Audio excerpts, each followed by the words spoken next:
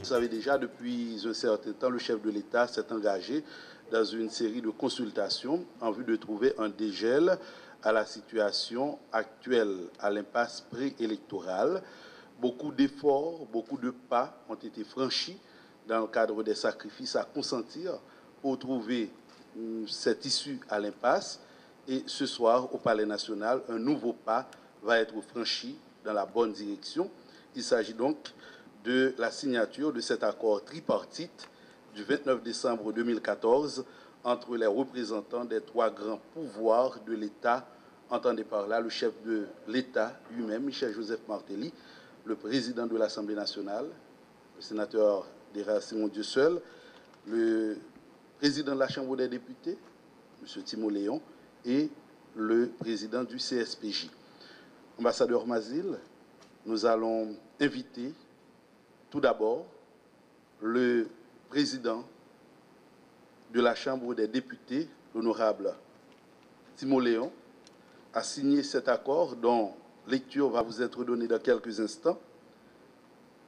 Et tout de suite après, ce sera au tour du président de l'Assemblée nationale, du chef de l'État et du président du CSPJ. Accord tripartite du 29 décembre 2014 entre les représentants des trois grands pouvoirs de l'État autour de la crise préélectorale. Les représentants des trois pouvoirs de l'État. 1. Son Excellence Michel-Joseph Martelly, agissant tant en sa qualité de chef de l'État que comme chef du pouvoir exécutif, représentant le pouvoir exécutif. 2. L'honorable Simon Dieusseul Dera et l'honorable Jacques Stevenson Timo Léon, respectivement président du Sénat et président de la Chambre des députés, représentant le pouvoir législatif. 3.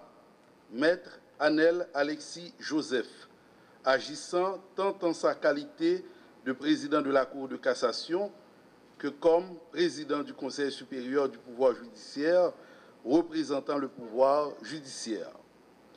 Animé de la volonté de tout mettre en œuvre pour garantir la confiance dans les institutions en assurant leur bon fonctionnement dans l'ordre et la discipline et dans le respect de la Constitution et des lois de la République.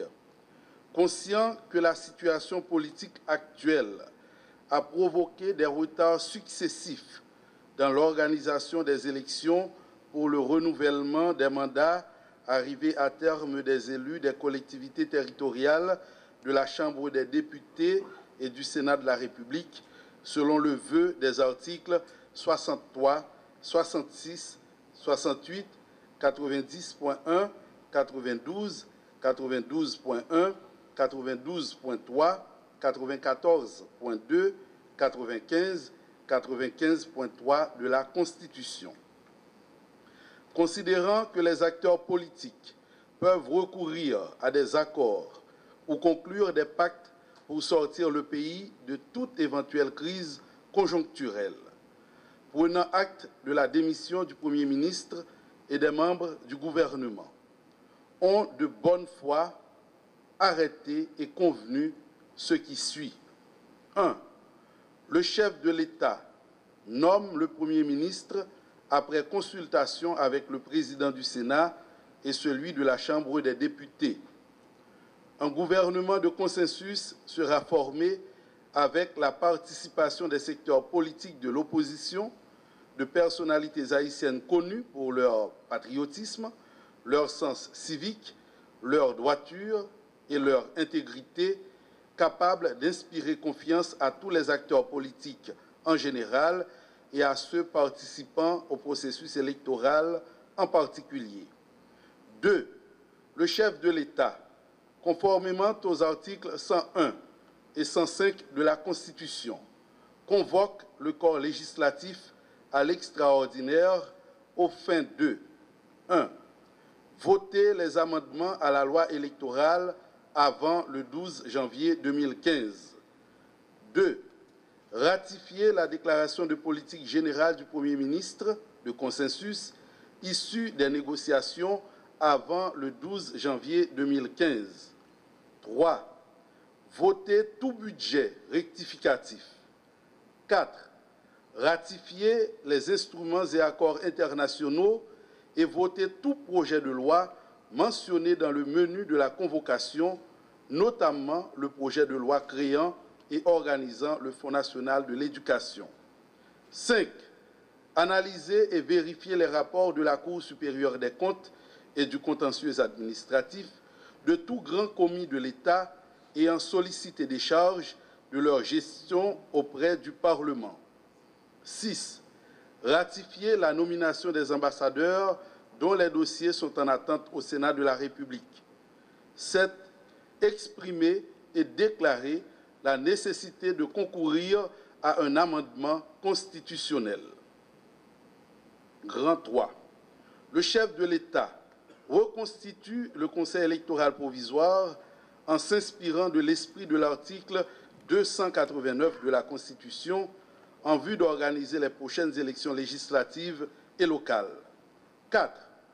Les délais relatifs aux formalités diverses seront exceptionnellement réduits dans les dispositions transitoires de la loi électorale en vue de permettre la réalisation des élections législatives de l'année 2015 dans les meilleurs délais, le Conseil électoral provisoire devant s'engager à organiser ces élections dans un délai ne dépassant pas 120 jours à compter de leur date d'installation prévue pour janvier 2015.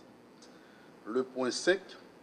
Au deuxième lundi de janvier 2015, les parlementaires dont les mandats arrivent à terme pourront continuer à exercer leurs fonctions jusqu'à terminer 4 années pour les députés, soit le 24 avril 2015, et 6 années révolues pour les sénateurs, soit jusqu'au 9 septembre 2015, moyennant que cette clause soit entérinée dans la loi électorale avant le 12 janvier 2015. Dans le cas où les élections pour leurs remplaçants se tiendraient avant les dates correspondantes, leur mandat prendra fin à l'entrée en fonction des nouveaux élus. Une fois les amendements votés et transmis, le chef de l'État s'assurera de leur publication conformément à la Constitution, ce au plus tard le 12 janvier 2015. Le non-respect de l'une des clauses contenues dans le présent accord entraîne son invalidité avec toutes les conséquences de droit. Le président de la République, chef de l'État, veillera à la stabilité des institutions, assurera le fonctionnement des pouvoirs publics ainsi que la continuité de l'État conformément à la Constitution. Le présent accord sera signé, scellé par les parties et publié dans un numéro spécial du journal officiel de la République, le Moniteur, pour être exécuté par les signataires, chacun en ce qui le concerne.